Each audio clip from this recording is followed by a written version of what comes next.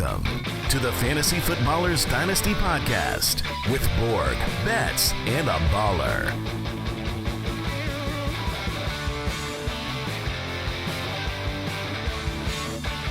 Welcome in. It's August 7th here on the Fantasy Footballers Dynasty Podcast. I'm your host, Kyle Borganoni, and I am joined by two ballers, Jason Moore and Mike Wright. Yeah, you are. What's up, everybody? It's the Nasty Show. It's the one where we're gonna dive into the dumpsters of Dynasty waivers. We will be jumping into the dumpsters.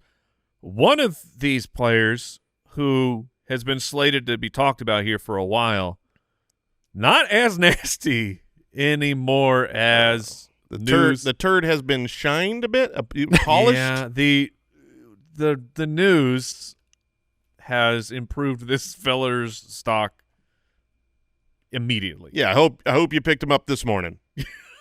If he was floating out there. We'll get there. We'll get there. Especially with us recording every single day for the main show. We have a Dynasty podcast. I feel like every single day something does change, and at least now we don't feel so dumb recording later. But we're going to sound dumb when we find out something about Ayuk, because it's still Ayuk watch for us right now. That's what this is. As of this recording, that is true. We're literally right before we hit record, Mike's reading the latest that Shanahan doesn't shut the door on re-signing with the Niners. Yeah. So there's, or was that you, Kyle? I don't remember. It's all over. All of us at the same time. We're all figuring out as we go. So on this episode, Jason teased it, and we'll hit the drop a million times. We're going to talk about the grossest players that you could possibly imagine. Last year on this episode, the Nasty Boyz of the Summer, we threw out some haymakers, boys, and names that might not even be on a roster this year. And that's really I think what I want to go for here. It's one thing to say, I think this player is really, really good, and they're awesome, and they're going to hit. But in Dynasty, it's finding players off the waiver wire that have a semblance of a chance, of an opportunity. I mean, we're talking really minuscule opportunities for some of these players to make an impact in year one, and some of these are kind of contingent on other players, and I feel bad saying that because we're not hoping for injuries. We're just saying it's kind of gross. We're preparing for fantasy management. We're playing a game. Preparation. Where at the end of every single season, there are insurance running backs and backups that become league winners due to injury in front of them. And so if you're not prepared, if you don't have any idea of that or have them on your roster, that's just not doing your job. Yeah, that's always you can choose to look at it however you will, but for me, it's I can root for injury. You can. Oh, look, if you jump on the Twitter sphere, and you will see that. You will see people out there when a player gets hurt is, I told you, and it's like, oh, that's the worst. Like, dude, that's so gross.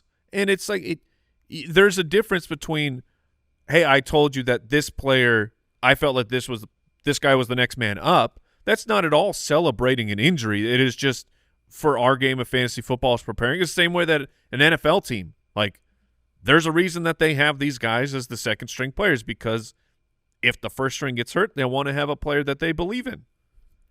For sure. And, we have the entire depth chart. Like, part of this process was me looking through teams and going, okay, who's their third string guy? It's one thing for us to know the second string, but that's the good stuff. Down in third string.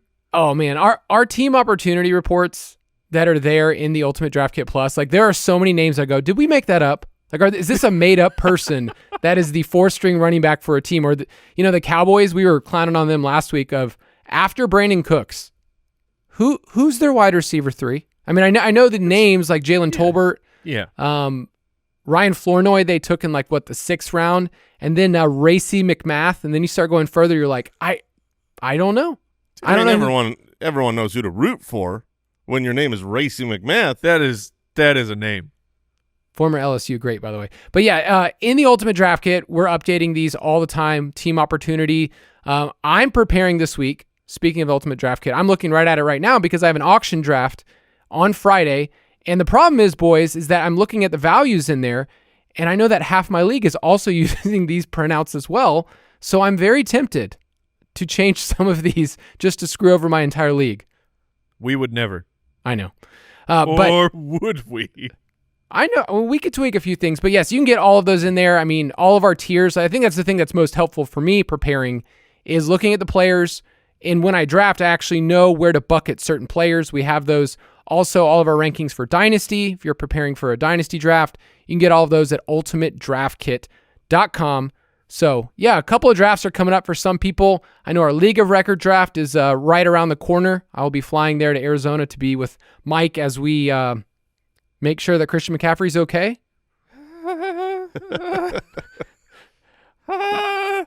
And Jason, you were a Christian McCaffrey manager a couple years ago, so you understand in the main League of Record, he is everything to this league. Yeah, and if you're riding and die with him, it's just like every day is just like an emotional roller coaster. For sure. That's when you are the best fantasy asset in existence, then you're going to ride and die with the health of that player. There's just no other way about it. If you haven't heard, Christian McCaffrey has a calf strain. That's not a problem he's had before, is it, guys? I don't think it was how calf, important is but the I calf? will say the calf is pretty important, and I would say that the calf is one of those things where there are a lot of muscles you can do stuff with. You can help. You mean like speed keep the process along? Yeah, recovery and keep recovery and play through with pain management. A calf is usually one of those things where you have to rest and then hope that it has healed enough. And we've seen in the past, like I don't want to sound alarms, and we'll have so much more information. He might, the day after tomorrow, he might be out there just running, and he's totally fine, and it's overblown simply because it's Christian McCaffrey. Oh, he will not. They're shutting him down for a couple weeks. Yeah, good. They should. But, I mean, we saw that with Joe Burrow, right? Like Joe Burrow had the calf strain, was shut down for a couple of weeks, came back and was not himself for, almost a month. And, he's not using his calf quite the same. I mean, obviously you do use your calf a lot at all positions in the NFL, but it's just an example of like this is a little bit scarier muscle for me. So looking back at it, because I really didn't remember what it was. So it was we had in 2020, the first problem was the ankle. Then he comes back for 1 week, is the RB2. Then he's gone for the rest of the year and it's listed as shoulder. The following year in 2021, the big first chunk was hamstring, and then, or at least our profiles it was the ankle again / COVID-19. Oh, okay. A little bit of both. Yeah. It's almost His like ankle had COVID. It's almost like we need our injury guy here to shed light on this. So, Jason, you are probably our next best person, medically speaking. Right, for sure. I am the graduate. I will whoa! I'm a graduate as well. So is Mike. Yeah, thank you. We're all. Wait, Kyle, you have a degree, right? I got 2. You have 2? Oh, whoa! Okay, Dr. Borgignoni. Hold on. I'm a master, Jason. I am just a master, not a doctorate. Oh, I forgot that Kyle had a master's. It makes sense. In what? What's the master's in? Is it really used like Frisbee? That would be great. No, it was teaching. All okay. right. Whatever. Who cares? All right. So ultimatedraftkit.com. That's the lead story here. And we're going to get right into our Nasty Boys of the Summer.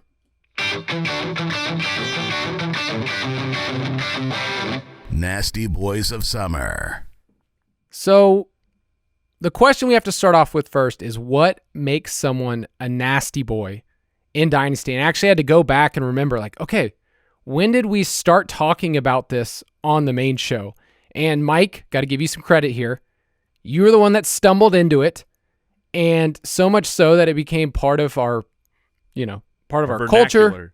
Yeah, you started to basically say that this is something that you can win titles. It's not just one thing to say identifying before the season, but it's a fact. There will be players in Dynasty and Redraft that you will win titles with that you did not think right now would be important to your life. But soon, they will be some of the most important people you know.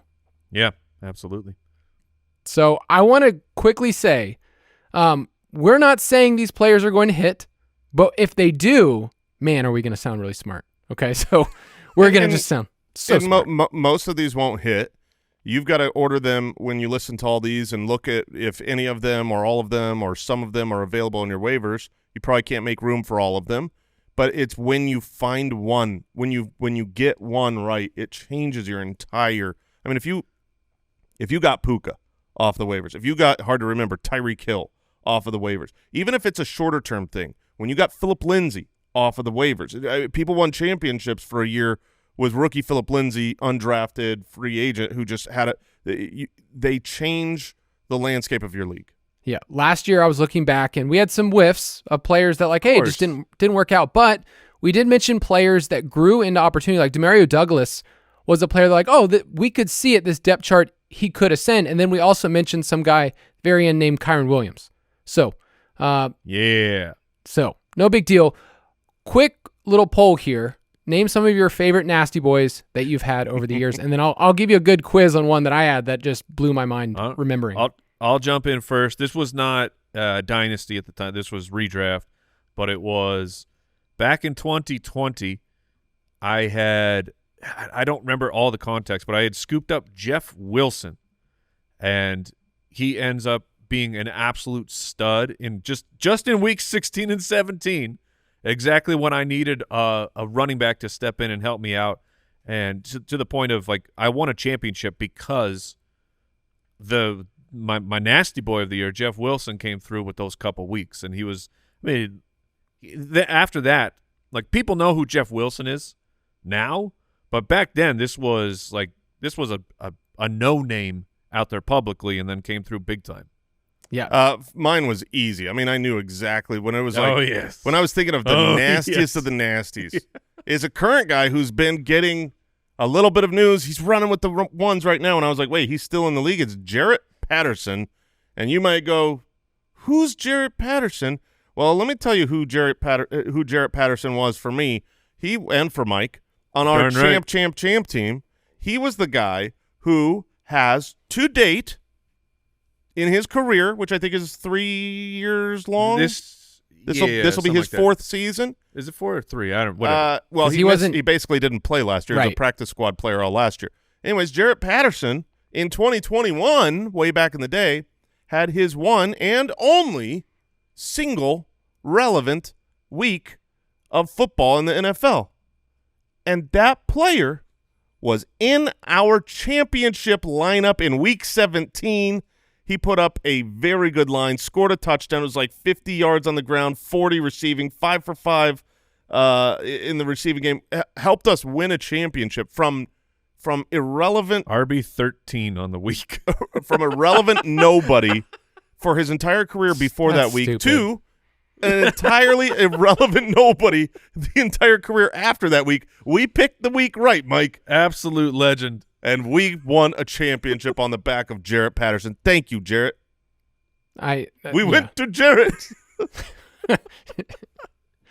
Oh, yeah, I hate that team. I hated that team of y'all's. So I'm going to give a player that when he was coming out of college, he had the 4th best RAS score for a first-round wide receiver. So you would think this player was going to go into the NFL and be good. So I'm going to tease it to you guys. Okay. Did you give us draft round? So he's a first-round wide receiver. Okay. Which is rare to call someone a nasty boy who's a first-round wide receiver.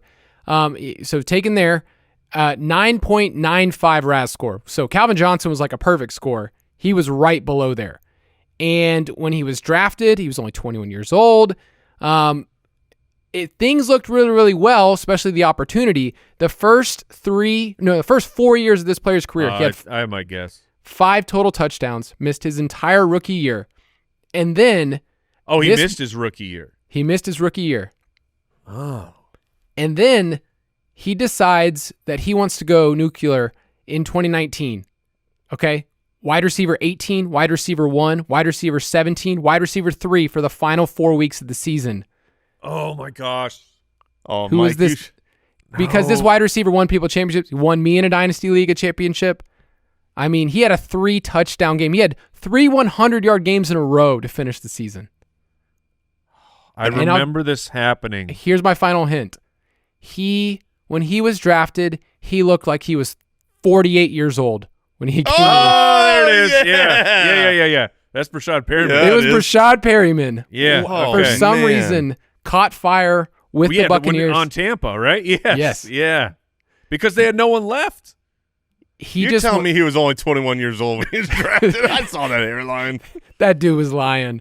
But like, think about Rashod Perryman. Like, failed first-round pick for the Ravens, did nothing, always injured. Does that remind you of anybody right now? Traylon Burks. Oh, I was thinking for the Ravens.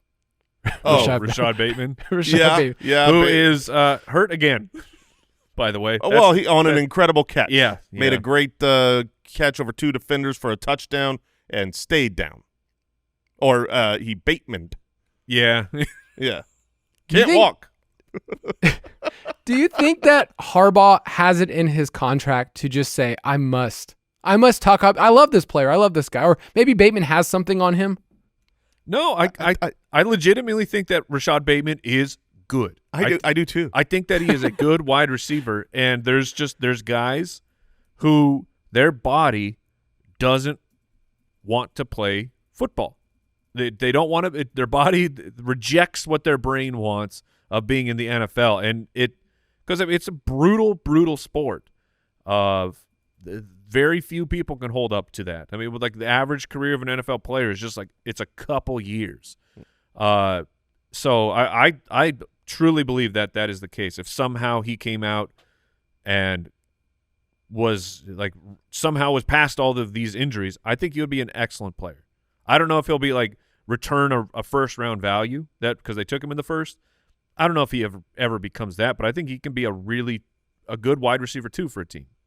He got paid this offseason, right? Like they gave him some money to extend him a little bit. Yeah, it was like a weird extension. It's also one of those things where I remember so many plays where he did legitimately beat the defender. He just, he was running down that left sideline pretty much open, and Lamar missed him by 3 or 4 yards, just still overthrew him despite the fact that Bateman torched his guy. There was just a disconnect, I feel like, between Lamar and Bateman. But I do think he's a decent player, and if we have a stretch of impact play from Bateman, I certainly won't be surprised.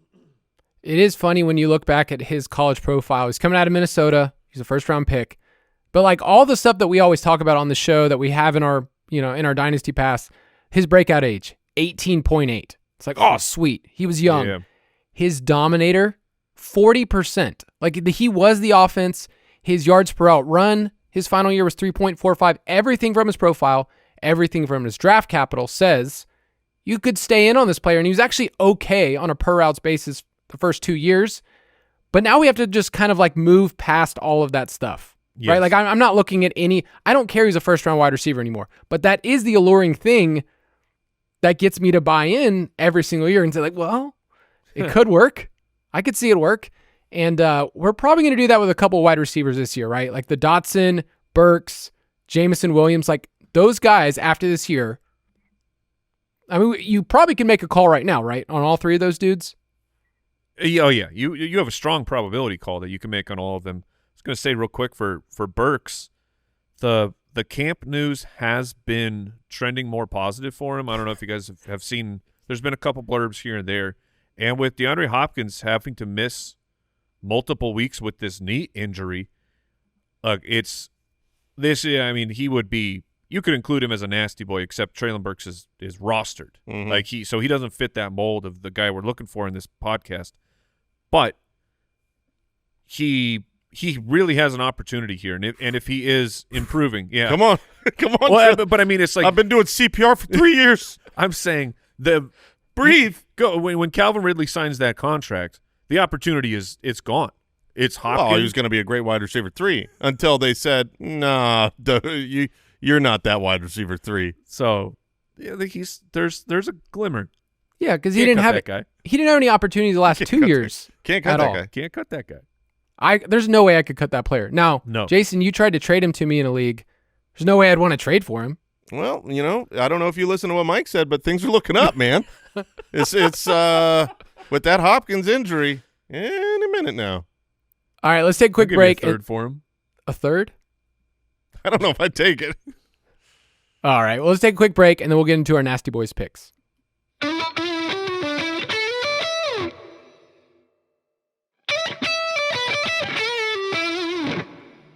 We are each going to give 2 players that, when we look at where they are, like you can kind of focus in on roster percentage, but in Dynasty leagues, it's different. I get it. In your league, this player's probably rostered, and you're like, you're an idiot. I picked him up last year.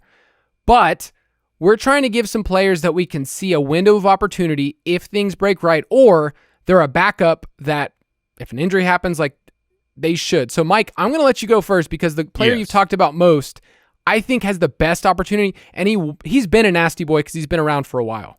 Oh, which guy are you talking that applies to both of my guys. That applies to both of his picks. Perfect. I'm just going to start with the one who I alluded to at the beginning of the show because he was already in this doc of news was starting to trend in his direction. The winds became favorable. It's Jordan Mason, running back for the 49ers. That's exactly we're on the same page, yeah. Okay, good.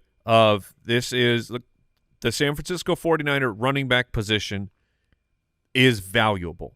I mean, you saw that with Elijah Mitchell the year. So, oh my God, Mostert went down in week 1, and it ends up being Elijah Mitchell as the guy. And he has this huge stretch run of being fantastic for fantasy football because the Shanahan run scheme has been elite for years and years and years, especially if you find a player who has if they have the right traits, and speed is a part of that. That's why part of why Christian McCaffrey has been so good for the 49ers. It's not – look, McCaffrey's an elite running back, but he's in a situation that makes it magnified by exponentially. That's why the last couple of years has been so great for McCaffrey. Well, Elijah Mitchell had been that backup forever. And then a couple weeks ago, or whenever it was, a week, maybe 2 weeks ago, Kyle Shanahan just kind of, just let it out there of when he was asked about Jordan Mason and Elijah Mitchell, and Shanahan said, I'd say nothing against Elijah. There's been no fall off in Elijah, but JP runs at a very high level, JP being Jordan Mason. And it's like, whoa, well, hold on there, because it felt like every other time Kyle Shanahan had been ever questioned about who is the backup, it's, no, the backup is Elijah Mitchell. Stop asking me stupid questions. Yeah, it was Shanahan made it so clear over and over and over, and the beat reporters would grill him on it and say, "Hey, Jordan Mason is outplaying, on a yards per touch basis. He's the better backup. Why is he not in there?" And he'd say, "Nothing against Jordan Mason, he's doing good, but Elijah Mitchell's the backup. He's proven himself over and over." There was a proven trust, and once you have that proven trust with Shanahan, it goes forever. And so Elijah Mitchell's still there, but Elijah Mitchell is injured again. Yep. And I think that the trust has now been built with Jordan Mason. So it's fascinating. Like a couple weeks ago, we did our Scotty Fishbowl draft, and we grabbed Christian McCaffrey in the first round, and we protected ourselves with the clear backup. Yeah. It's not Garindo, which is at the time who people thought it was. It was Elijah Mitchell. Mm-hmm. And now it's like it seemed like one of the two places in the league where if you take that first round or that really high draft pick on a running back in redraft, I am willing to draft the backup because you're going to get 85% of a superstar. And now that one is gone. Like the Blake Corum for Kyron Williams makes sense to me. Yep. It used to be Elijah Mitchell with Christian McCaffrey as well, and now I'm not confident. I'm not confident in Jordan Mason either or Elijah Mitchell, but Jordan Mason is totally 100% in the cards. Also, why is he JP? Did you read the quote and it said JP? Yeah, and then he's been called Mason? that for the last couple of years. What's his sleuth? Kyle. What's his middle name? I'll find out. Yeah, we got to find out because JP don't make no sense with Jordan Mason. And his middle name is Ponches. Yeah, there we go. Okay, that makes dude. That should be his sense. whole name. Wait, Ponches? Ponches? Yeah. Yep. Dude, that's pretty cool. He should just go by Jordan Ponches. That's a good name. Yeah. But point being, I put him in this doc because as soon as that quote came out, I went immediately to Dynasty waiver wires, as you should, because this is the time of year of any time the wind slightly changes directions on these types of players, it's always good to have a look. My 2 main dynasty leagues, Jordan Mason was there. He was there to pick up. So go check your waiver wire. The fact that and look at him getting picked up yesterday. Yeah, I know. It's unfortunate because the Christian McCaffrey news just went wide. 5 minutes before our recording started. So people are certainly scrambling for it. But point being even if you have, let's say you have McCaffrey, you're in a Dino squad, right? You got 30 players. You got Christian McCaffrey. You've been doing the what you believe is the right thing. You got Elijah Mitchell on that roster. You need to go add Jordan Mason too. Don't sit and look in the mirror and be like, hey, self, we're good. No, be proactive just in case it ends up being Jordan Mason while these next 2 weeks while Christian McCaffrey's recovering and Elijah Mitchell's hurt. We're not sure of what his injury is just yet. If Jordan Mason has just an absolute killer stretch run over these 2 weeks, I think that he can solidify that spot as the go-to backup, and you need to pick him up. And I'm sorry that everyone got to hear the Christian McCaffrey news before this podcast came out, but I promise he was here before.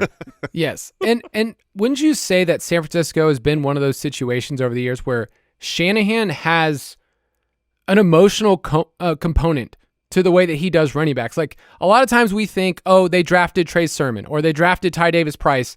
They're the obvious backup, Garendo, and I know he's had the hamstring. But like Shanahan's thing has been, do you understand my system? Even the running back coach came out and said, hey, I didn't actually like Mason the first couple of years. Like he was really blunt. And he said now he's grown up. Now he's a pro. And there was a story that came out that Mason bought a $3,000 jug machine. It's like, if I'm going to be McCaffrey, I need to catch the ball too. So I think you're seeing a couple years in, year 3. I mean, he's only got 83 carries in his career. So we're not like saying this player's awesome. Jug machines are how much? Oh, dude, I've looked at them. He said it was $3K. They're just like 2 little tires spinning. It makes no sense. You should be able to build that for $25. I think it's because there's probably like a monopoly on it of like, I mean, how many companies are making this specific machine? I don't know, but I'm not typing jugs into my into my browser to find it, brother. Give me not going to jugs.com for my machine. I was going to say that maybe we start a side business and figure out and just undercut all these people because $3K. Let's break in, yeah. Dude, Owl could build these things, no problem. And I know you're not even joking right now. Like, no, I wasn't joking at all. Like we could actually come in a little bit lower, but I'm looking on Amazon. Here's one for $4,000. Okay. Like, here's a different brand. If I $4,000. If I could throw the ball back to a giant net and then it grabs it, siphons it through, puts it back in the machine. Okay. Basically, can I play catch with this machine? Why are these machines so much? But also, it seems like you need to have another human and you do. And a bunch of footballs. We can find one of those. We can find all those things. But I can find another human. Okay, that's our homework after this. They're everywhere. Let's ask Jeremy. Like, could he do this? How much would it cost him? Figure out the margins. Anyway, Jordan Mason. He'd be like, I can do it for $7,000. Jason, yes.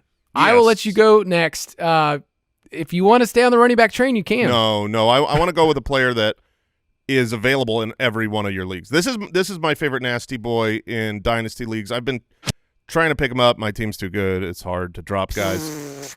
But can't cut that guy. Yeah.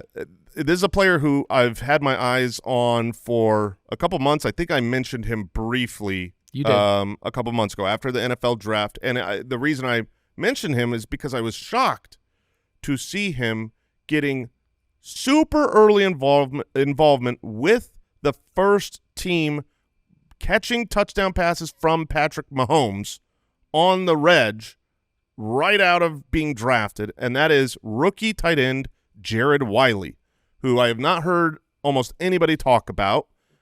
This is a player who is he's got everything that you look for. He's 6'6", 250. He's got the size. He is a 91st weight-adjusted speed score guy. This is a player who Andy Reid was just talking about as a pass catcher, as a more athletic down-the-field pass catcher, that he comes from pass-catching offenses. He's played on a couple. His last season, he was TCU. he had a very respectable 67 targets, 47 receptions, 520 yards, 8 touchdowns. That's, for a college tight end, those are absolutely fine numbers. He had 30% of his team's receiving touchdowns. For context, only Brock Bowers was higher in this class. So you've got this guy who could be a yak master, who's somehow right off the bat getting play with the first team. And this is a team that might surprise you how much they use 2 tight ends because you think of them as more high-flying. And I don't know, now that they brought in – they could change now that they actually have more competent wide receivers. They're like, oh, man, we got MVS and Sky Moore. Let's get another tight end on the field. But, you know, they were I believe they were number 1 in the league. No, number 2, second most in the NFL on running 2 tight end sets on first down. So Noah Gray was actually a little bit involved. And Noah Gray is the reason that I want to draft Jared Wiley, because Noah Gray has gotten a little bit better every year, has been involved, and when Kelsey has not played, Noah Gray has become more important and has become, a piece you put into your starting lineup. Travis Kelce's 35 years old. Noah Gray is not under contract, a complete unrestricted free agent next year. They also brought in Irv Smith Jr., 1-year deal. You don't know the future of Kelsey. You don't know if he's going to retire this offseason or play for 5 more years, and I don't think he will know that. I don't think he'll know that until after the Kansas City Chiefs are done playing football this season. But there is a world out there where Jared Wiley is a good tight end, and he is now the only main tight end who knows this system, who has been with this team from the past, next year for Patrick Mahomes. And he's just sitting out there on 100% of waiver wires. Now, more than likely, he's nothing. And, you'll pick him up, you'll drop him someday before he ever has a chance or never gets a chance, and this is just a true nasty boy name. But these are kind of the gems you look for. You try to find a path, an avenue, and a little bit of reporting. Kelsey's talked him up. Also, here's something I love. This was the first thing when I was first doing research about him a couple months ago. I was like, I love that. He is also, just like Kelsey, a quarterback converted to tight end. Okay. Which I love. When I want the pass catcher that knows how to read a defense. But did he play basketball? Right. If you're a quarterback and you played basketball, I mean, you're unstoppable. Antonio Kelsey. You know what I mean? You're Travis Gates out there. I feel like tight end might be my favorite position in Dynasty to just take shots. And it's so fun. There. Yeah, stop drafting the highest drafted guys year after year after year and never having them hit, and then scoop up the guys. It is funny. You go back and you look at all the players, all the greatest tight ends, the ones that just crushed it. I mean, almost without question. I think Trey McBride might be the only exception to this rule, whether it's Jimmy Graham or Gronk or Kelsey or just about I think it's like 99% of them. They're never the first tight end drafted in their draft class. It's just not how that position, fans out in the NFL. Yeah. And with Jared Wiley, he's the perfect player if you have a taxi squad. Like, it's like, okay, you maybe can wait him out. Like, I mean, it's just perfect for that. If I had a taxi squad and I could just throw this a bunch of Jared Wiley, worry about him for a year, see what the offseason in 25 looks like. Whoop. He wasn't used a ton as a blocker either, which you guys might say, oh, well, he's not going to get on the field. I actually don't want him to block. Like, I want him to run routes. I want Evan Engram. Oh, I want Evan Engram. I would rather have Kelsey.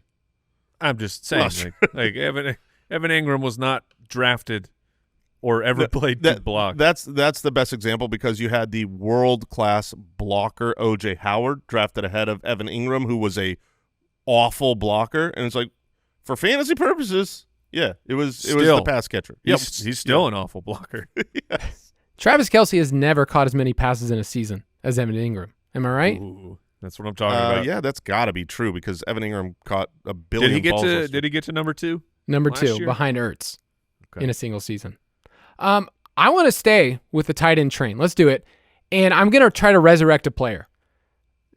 And you got to tell me if this is dirty enough, because here was my kind of bar.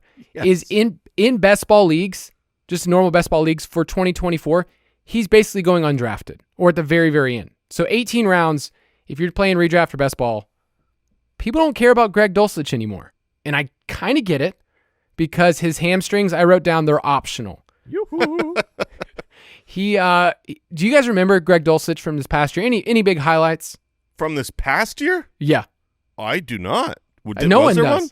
No, he played in 2 games, and I forgot that he even existed, to He be had honest. 4 targets. Yeah, okay. I thought you were about to blow my No, mind and say he had an 85-yard reception seam in his one appearance or something, but he did jack squat, right? He did nothing. Okay. Very hurt. That's how I remember it. Yes.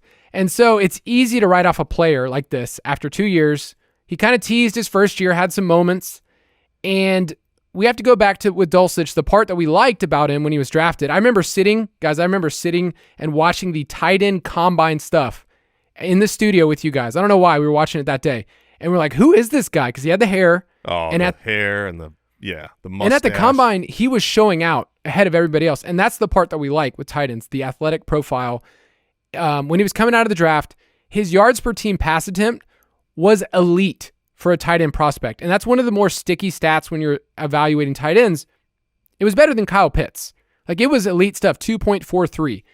And so I'm really asking the question, looking at this team, is there an opportunity for 2 things? Can he be the top 2 pass catcher on this team in terms of targets? What do you guys think? Yeah. Yes. I mean, you got Cortland Sutton's the one. And Okay. then you got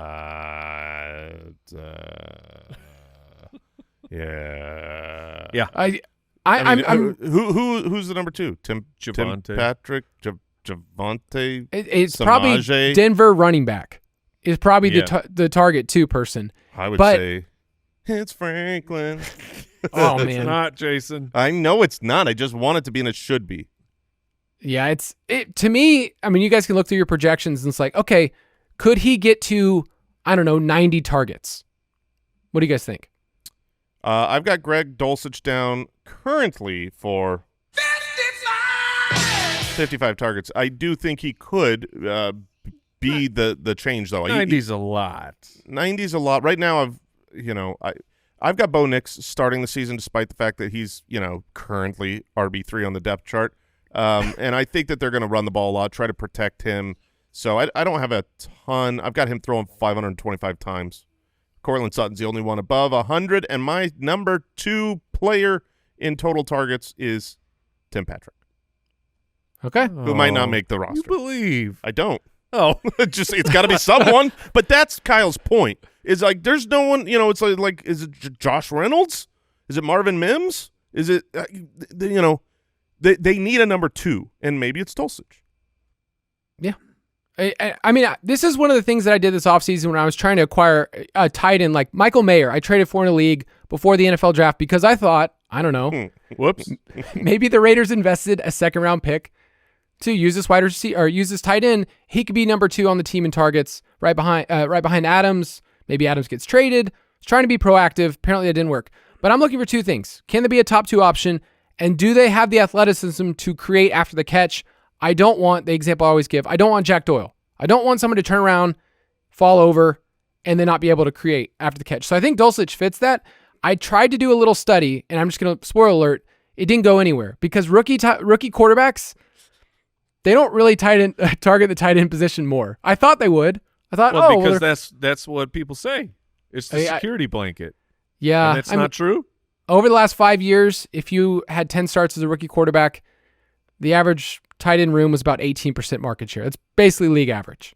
Yeah. So it makes sense. The tight end is like you need a special player. And there's not very many teams out there that have a special player at the tight end position that you can actually build your offense around. Yeah.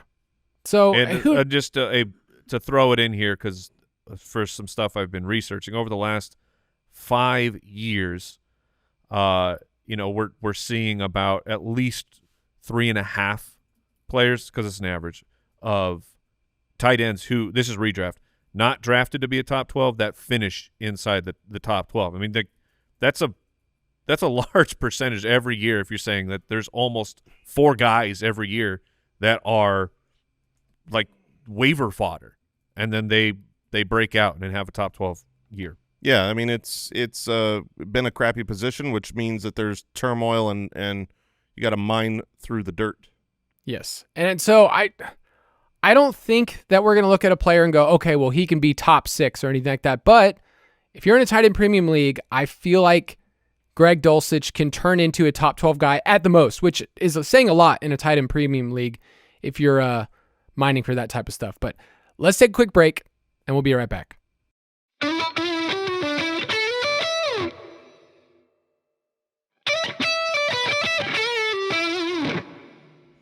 Mike, before you get to your next player, Mike, want to remind the Foot Clan out there, because right now it is draft season. Drafts are happening, whether you're in the Dynasty or you're in redraft.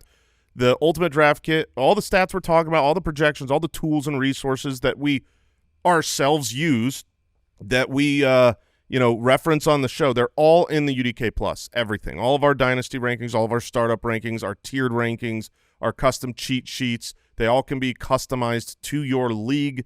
They, look, I think it's fair to say it's award-winning analysis, because it has been and it is. But it's a good tool. It's something we're proud of. We put a lot of time into, and we genuinely think it's going to help you win. We've got so many testimonials of people talking about how they were close, and then they started using the UDK. It kind of pushed them over the edge in their league, in their home league, whatever. So if you want to check that out, you can go to udkplus.com, get the Ultimate Draft Kit. I use it in every single draft, and I hope you do too. Mike, you're going to get to go next. And I'm reading about Brandon Ayuk, guys. Sorry. Oh, I'm my lost gosh. in the weeds. More news? It's all the same crap. It's just a ping pong. Yeah. Now we're hearing the Patriots are back in. Oh, wait, I didn't hear that the Patriots were out. They were out? I didn't either, but now they're back in. We're getting a back in before they're out. Yeah. Oh, and we have other 49ers wide receiver news as well. Right above that. Looks like is this Pearsall? Yeah. Pearsall. Not my favorite guy.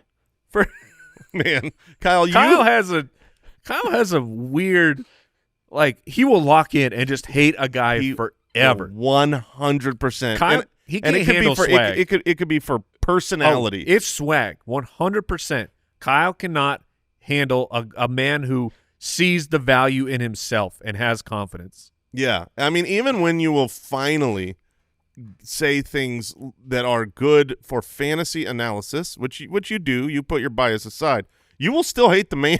I mean, it's like you will never love Amon-Ra St. Brown. Never. You'll tell people to draft him. You'll draft him yourself. You'll trade for him. But for some reason, you will hold a grudge until the day you die when there's one moment of like a personality that just gets you the wrong way. You hold on to it, man. You hold a grudge. Okay, watch the receiver documentary and tell me, of those people they highlight, he's at the very bottom of which ones you want to hang out with. Yeah, I'm not drafting that player. Yeah, and I agree. Fantasy, fine, but I'm not hanging out with him. No, there's a reason why he is the player that he is. I'm fine with that. Because he was born and bred to do it.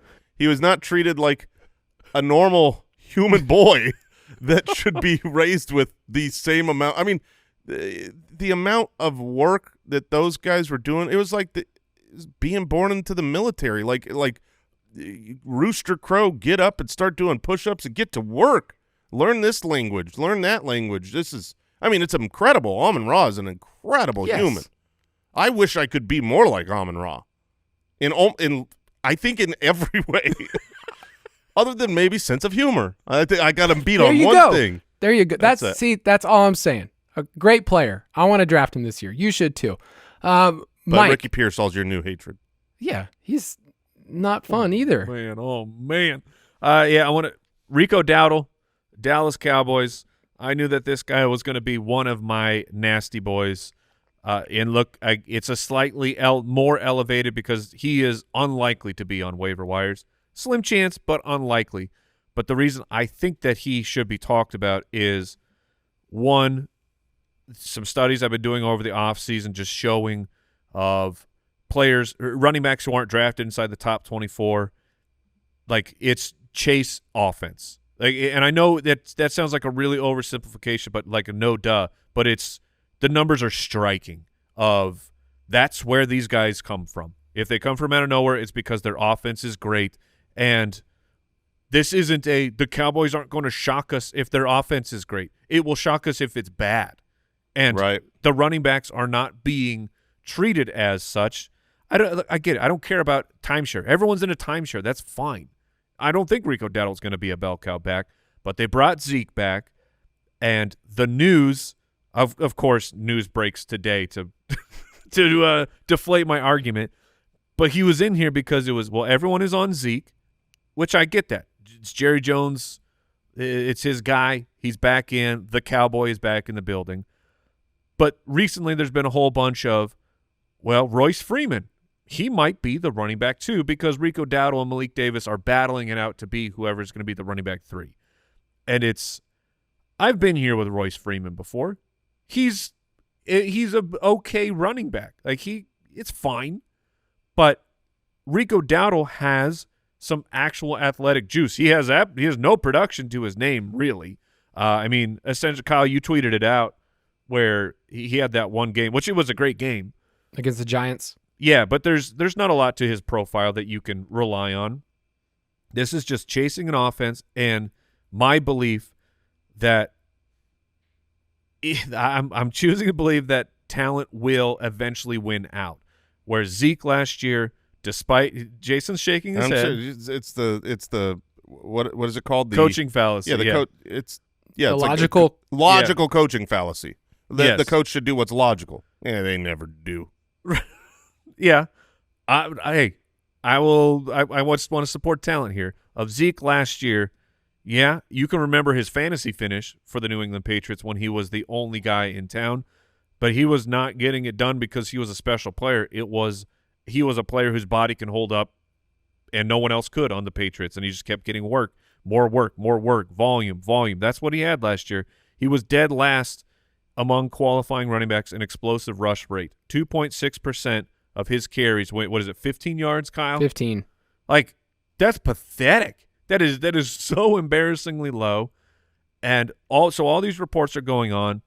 And then if you're follow beat writers on Twitter. That's hot tip for the summer. Make sure you're following the beat reporters. A lot of us, like Jason and I, we have lists that we follow. Learn how to use a list on Twitter. You can just come follow the list that we follow. Go to our profile and look at our lists and follow that list. And it's all beat reporters because you're getting really good nuggets in here. And there's the chatter of once the pads are on, Rico Dowdle is by far the most talented running back.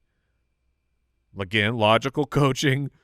We'll see if the talent wins out over relationships of Ezekiel Elliott. But I'm chasing this offense and Rico Dowdle because I think that the price is even lower because of what's going on with Zeke and this chatter of maybe it's Royce Freeman. And to me, Dowdle is worth the throwing the lottery ticket that it ends up being him or that it ends up being just a full timeshare. Like if this is a 55-45 and Zeke's at the 55, Dowdle still might be the more valuable fantasy player. Even if the logical coaching doesn't come through, like where we had the Tony Pollard's real breakout year, it was still Zeke's job. Absolutely. Tony Pollard got the leftovers. He just did a lot more with it. Yeah, so I think that there is a world where that happens for Dowdle this year. Do you think that if you are a manager that already has Dowdle or already has Zeke, would you be looking to try to acquire the other one and just say, I'm going to get the backfield. I know it's going to be value. Like, I mean, I was looking at their last year, like 50% of their drives ended in a score. That was number one in the NFL. So is this where you're saying, I just want the backfield and I could be Dowdle, but like Zeke could fall in the end zone, I don't know, 8 times. Yeah, it is certainly possible. I think that's if the price is right. And my hunch is that the team that has Zeke, they're going to want more, and they're going to want a price that I don't know that I want to pay. Because it's nasty right now. There is a world where both of these players are in a timeshare, and it's so cannibalized between the two of them, or they just aren't. They can't get the job done, and we see CeeDee Lamb dominate just like he did last year, where Tony Pollard was very unsuccessful near the goal line, and they'd say, "Screw this crap, go back, let Dak and CeeDee Lamb win this game." All right, Jason, you're going to give us a nasty boy who, you have a history with. I do. The nasty boy that I have as he hurt me when I drafted him. years ago. Hurt a lot of people when they drafted him, including the actual team that drafted him, the San Francisco 49ers. I'm talking about running back for the Indianapolis Colts, Trey Sermon, who is out there still in more dynasty leagues than should be. He should be out there in none of them, because any team that has a primary and clear backup running back, which is more rare than you think, that those guys need to be rostered. Because I remember it was a couple years ago, I think in the top 12 running backs, not one running back, or maybe it was one running back, played more than, at the time, I think it was 14 games in a 16-game season. That Basically, sounds right. Every single running back misses a game or two. Yeah. The majority of time. So, and you know, right now, Trey Sermon has established himself as the primary backup. And so, yeah, Jonathan Taylor-Thomas is great. He's going to get a full workhorse load. This is not a player you're going to be able to play sans injury, but this is the type of system and offense and offensive mind in Steichen where last year the washed out, pretty much wasted NFL pick of Zach Moss was a revelation in this system and scored a lot of fantasy points and won people weeks. And so should something happen to Jonathan Taylor, which has happened several times already, Trey Sermon becomes instantly who everyone's going to go to the waiver wire, see if he's out there, and all of your leagues are going to say, nope, he's mine. So I mean, it's really that simple. It's not. This is just an insurance policy, and one of the rare situations where there is clarity behind a backup and still some availability in dynasty waivers. Those two things shouldn't be true at the same time. Yes. Yeah, I was able to, at the time, it was like, oh man, I have snaked Evan Hull off of the waiver wire because he got dropped. I picked him up immediately after I saw that because I'm always chasing backup running backs. Always be chasing them.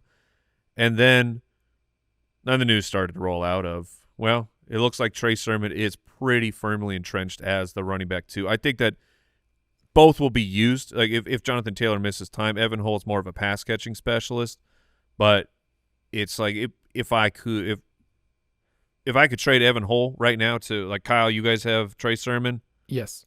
Yeah, I mean, like, if I could do that, I would rather have Trey Sermon right now. Yes, Shane Steichen just said he's doing really good things here, really good in pass pro. I've been impressed with that, with the third down stuff, and also running and seeing the hole has been good. So when you're kind of entrenched as the primary backup and your head coach is talking you up, and the previous backup left the team and they didn't do anything to replace him, it's just a lot of things stacked up in his favor. He also has the size. So I think at the end of the day, some of these guys we've talked about, and on the main show you guys talked about Deneric Prince, like just guys that can come in, they can be early down guys, but then also they can catch the ball too. And we've kind of talked over the years, it's like, yes, you care about third down, you care about that role, so Evan Hull can play that, but because the downs keep resetting, first and second down guys is what we want. I mean, Trey Sermon, I think, could do that.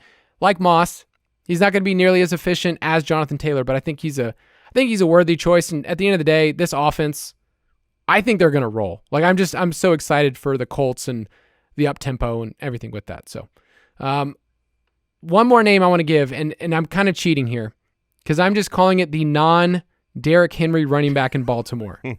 I agree. I like this. I like this call, but with the way that you have huffled and puffled your chest about Rasheen Ali, I find this quite disappointing.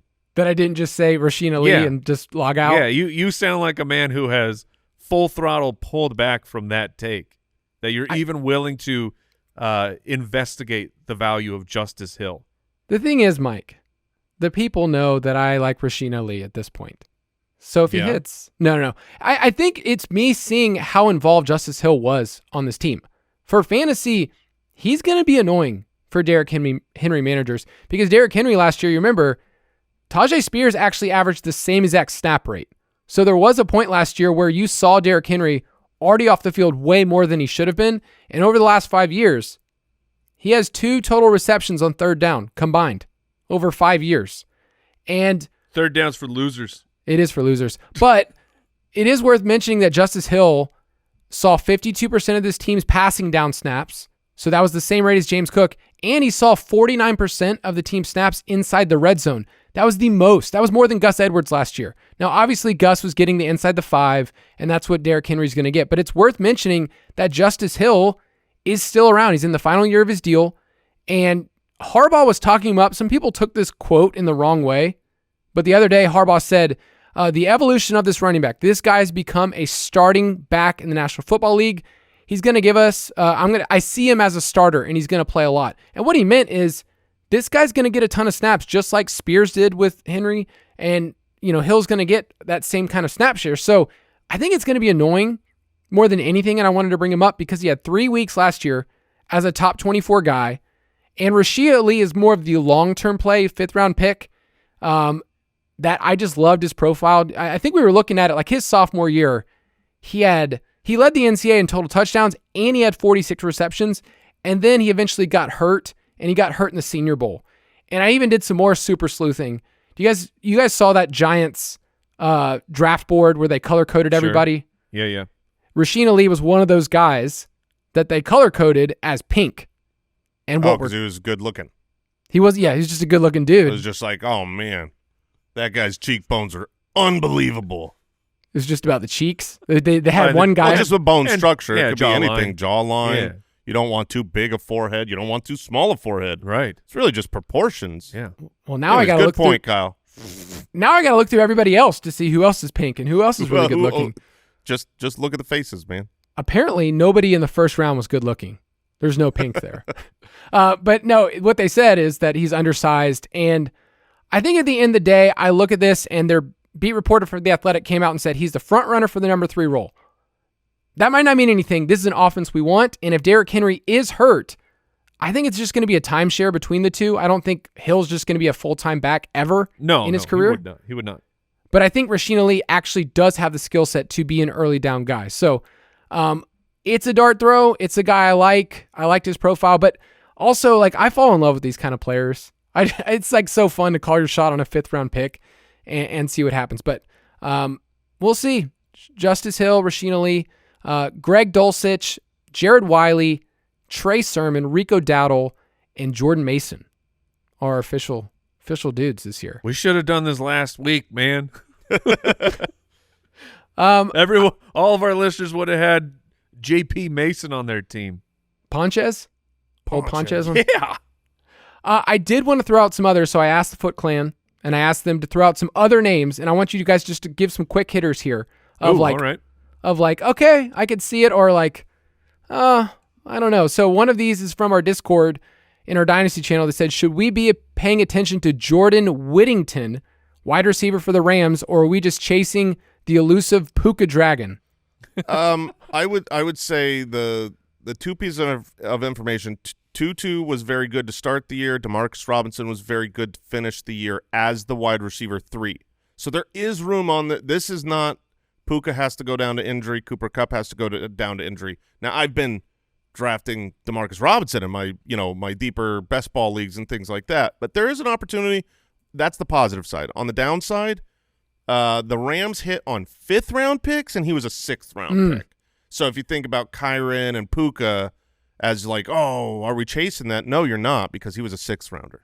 So that hard-hitting analysis. I do think he's – I mean, look, if the Rams have a history of having a good offense with a successful wide receiver 3 and drafting some of the later-in talent, the buzz is coming out, and I'm fine. Anything like that is worth picking up if you have a worse player on your roster. Yeah, I would say a big difference here is something I've looked at where there's I shared this earlier over the offseason, a route score, which is essentially an amalgamation of yards per route run, targets per route run. Trademark. Yes, thank you. Absolutely. Copywritten. Patent pending. Of looking at that and then finding a way to make it what's the word? Easily palatable. Digestible. Awesome. Digestible. Digestible is what I was looking for. And in that route score, Puka Nacua, I wish I had this the year that Puka was drafted, because Puka Nacua had the highest route score of it, like higher than JSN. I mean, it was like, holy crap, this is a player that clearly we should have been paying more attention to. So it absolutely makes sense. Meanwhile, this Jordan fella, it's not great. Yeah. He played 5 years at Texas, and then if you can go and look through our production profiles, like I was curious when I saw this question. I was like, okay, well, maybe there's something in his profile other than him being a Ram. There's really nothing there. I mean, Puka, his final year at BYU, his targets per out run 38%, his yards per out run 3.53. He had a higher zone yards per out run than Jamar Chase had. Why is this guy a 5th rounder? I mean, I don't understand. He's got he the was, size, the strength, the production, the talent, and then you saw it on the field. But weird, man. Yeah, and just for context, when I say low, I mean of all the wide receivers I looked at this past year prospects, Jordan Whittington's route score is the lowest. Interesting. So that's just one metric. It's not saying it's impossible, but it's saying that no, I'm not really interested. Yep. Some people brought up Tyrone Tracy, who we talked about on the main show. Yeah, sure. He's a fun player. For the most part, if you're 24 years old, that's a major knock. And Jason, you read off some of the quotes of just like their GM said, we kind of flipped this and we thought about it differently. So he's an interesting name, Deneric Prince. Do you guys have a lean on those two guys? Like if you had to pick one, it's Prince. Yeah, I would get Prince. He's faster. And that's Chase offense. Yeah, 100. Yeah, exactly. Do you want the backup for the Giants or the backup for the Chiefs? Yeah.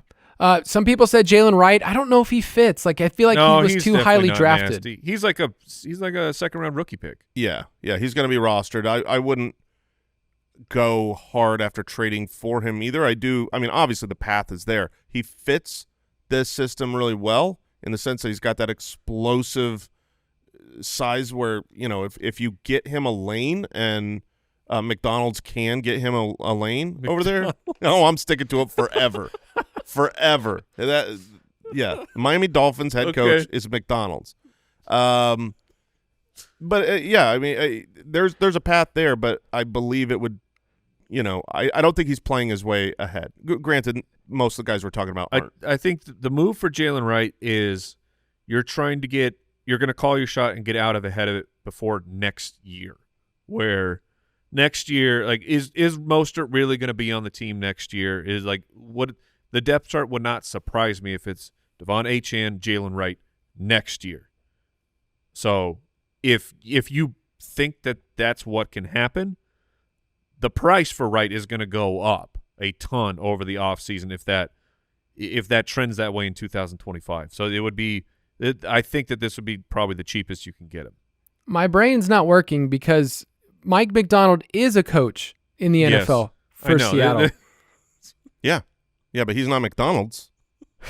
That's McDonald. He's not doling out McNuggies. Yeah, and he's not Michael McDonald. Like there's a lot of people to talk about that all have the same name that are kind of all in the same sphere. Yeah, Josh McDonald. Okay, a couple more names here. This one came up a bunch. Andrei Iosivas, who is a Bengals wide receiver who had a game last year in Week 18, which means he has more 15-plus point fantasy point games than Jameson Williams has in his career. That was mean. That was a low blow. He's somebody who has been running ahead of Jermaine Burton for a while, and then Burton got hurt. But then, take it for whatever you want, the unofficial depth chart has him as the direct backup to Chase, and Trenton Irwin is the starting slot wide receiver. So any thoughts of that third wide receiver? Because we know Tyler Boyd played a ton. He was 14th in routes run. Whoever this third wide receiver is, Jermaine Burton. He's going to run a lot. He's going to get their cardio in. So any thoughts on these guys, or do we care? Yoshi is a fine pickup, but I will say if you watch the draft reaction, the process on draft day of getting Jermaine Burton, this is a team that really felt they needed him. They want him to be the guy. They want him to be the guy. They felt they needed him, and they already had Yoshi on the roster. So I do believe Jermaine Burton will win this job and play ahead of him. I mean, the slot for this year is TBD. This would all be another move for 2025, in my opinion. I'm trying to identify T. Higgins' replacement, and it'll probably be a camp battle between Yoshi and Burton, but I think Burton wins out. Yeah, I think Iosivas is a fun player to root for. He gives some Christian Watson vibes of like deep plays. He was pretty athletic coming out of Princeton, but I think it makes sense that Burton would overtake it. And then maybe they do. Maybe they're just like Zach Taylor's like, I'm playing a slot wide receiver, a ton of snaps. That's what I've always done. And they just don't play these other dudes. All right, a couple names. These are quick hitters. Any of these guys interest you? Okay. Jacob Cowing, who was a 4th-round pick for the 49ers, kind of a slot wide receiver. Parker Washington for the Jaguars, who's like, I don't know, 4th or 5th string. Malik Washington for the Dolphins. He super does. Go on. And Bo Melton. Oh, the Butterman. The Butterman. I mean, when you got a name like the Butterman, of course you got to be interested. Of that list, Malik Washington is certainly the one that sticks out to me. I think McDonald's will do a great job getting him the ball, utilizing his speed. You're so committed. I love that. I mean, I only know one way, man. Full throttle. Malik Washington's been a target of mine in rookie drafts. If he goes undrafted or if he's dropped and he's on waiver wires, absolutely. I mean, clearly he is behind Tyreek and Jaylen Waddle. So you go, okay, well, is there any room for anyone else? But this is just a good offense, a good offensive-minded head coach. And if you say, okay, well, who was the wide receiver 3 last year? Maybe it's because, they didn't have the talent to really include someone out there. They've been running a bunch of wind sprints and hollow yards with Mike Gesicki and Braxton. Was it Berrios? Was that the 3? Yep. Yeah, it's like, Cedric maybe Wilson. if Malik Washington comes in, he can do something. I struggle in rookie drafts, which I just did one, and in the 4th round, it was between Malik Washington, Javon Baker, and Devontae Walker, which Devontae Walker was I think a 4th. Was he a 4th, Kyle? 4th for the Ravens. For the Ravens. Baker was a pick by the Patriots, and then Malik Washington, who he was a pick by the Dolphins. So between those 3 guys, where are you at now? Because earlier on, I'm talking after the NFL draft, I was Devontae Walker. I moved over eventually to Malik Washington he grades out really high in that route score I mentioned previously. But now with the steam that Baker is getting, that Javon Baker is getting out of New England camp, which make sure you check Twitter. That could be absolutely destroyed here if Brandon Ayuk is actually traded to the Patriots. But it's like the path is by the end of the year, it could be Baker and Jalen Polk as the 2 starting wide receivers for the Patriots. So how are you grading out those 3 guys now? I mean, you can make strong arguments for any of them when there are so many question marks. And like for instance, the path is much clearer. There's no Jaylen Waddle and there's no Tyreek Hill ahead of you to compete with, but also there's just an amalgamation of there's 40 wide receivers to compete. He's going to win this week and next week and then not the week after that. I'm just going to bet on the talent. Since they're all day 3 picks. Obviously, Baker was drafted ahead. He was a 4th-round pick. Malik Washington was a 6th-round pick. So that's, if you want to bet on the odds of probabilities hitting, Baker is a better bet than Malik Washington. I believe in the talent of Malik Washington more than Baker personally. I liked Baker a lot. He was somebody I brought up as kind of a sleeper in the class. He was really good against man, against zone. He's physical. Kind of a yak guy. He's just different, and I wonder with the Patriots, who is their alpha X wide receiver? Maybe it's Brandon Ayuk, and then this conversation doesn't matter, but they don't have one right now. They have a bunch of dudes who we don't know who's going to really command targets. I mean, Douglas commands targets, but they're not valuable. So I think Baker's my favorite of that group. All right, I'm going to end with a couple of these. These are some really, really funny ones that people brought up, but it's this person on Twitter from Garfeldy. I love the way they phrased it. Sean Tucker, Tank Bigsby, Cedric Tillman, Josh Reynolds, just please give me closure. You can have closure on Sean Tucker. Yeah, I think that's over. And Josh Reynolds is irrelevant. He's good. He's an NFL player. If you're in a snaps league. Yeah, if you're in a snaps league. He's someone that on any given week in your flex, you're like, oh, I did it. I was just telling Jason, Kyle, I don't know if you've been tracking Jaguars camp. The Tank Bigsby news has been good. And I can't. I know. I am there with you. That I went so hard in the paint last year. Like Jason was with me. I think that Tank Bigsby was drafted to be a true. The Jags keep saying over and over that we don't want to play ETN this much, and then they spent the investment on it. And Tank Bigsby was an absolute disaster. And I don't know. He did have that one catch because he had one catch. I feel like I'm cursed either way with my stance on ETN of going back to that. No, I think that Tank can do something, and ETN will see his snaps limited. Like, there's no winning. There's no winning in that on whatever the take ends up being for that. Yeah, it's Bigsby here though. I mean, just in terms of opportunity, Tillman did nothing in year one.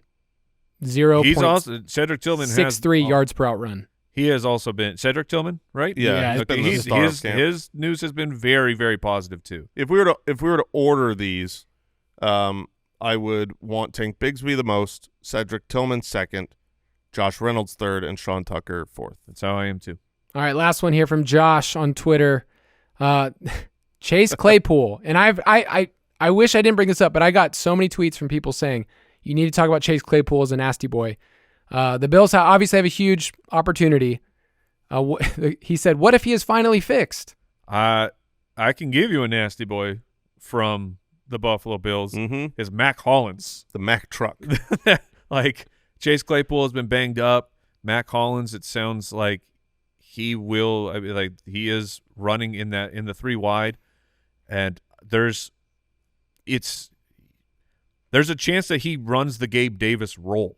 Where it's going to be infrequent, but every once in a while you'll get the big plays, which like Mack Hollins can absolutely do that. I mean, do you remember the run that he had with the Raiders? Like Mack Hollins, I remember that very well. Mack Hollins can come through if he's not a number one, but if he's Gabe Davis and Dalton Kincaid and Curtis Samuel are kind of soaking up the large target share, but then there's the huge shots down the field goes to Mack Hollins. I can see that happening. Large wide receivers. Still growing. Mack is still growing. He is. He's up to 7-11 now. He's got a cool sponsorship on the way. Large wide receivers who are not very good are plentiful on the Buffalo depth chart. If you want to take MVS is there. Chase Claypool's there. Mack Hollins is there. And then they're hoping that Keon Coleman does not develop into those three. Because that's one of the paths. Yes, it is for him. For sure. But Keon Coleman right now is ahead on the depth chart. Yeah, but he's not nasty. No. I'm just saying I don't think those guys are going to break in.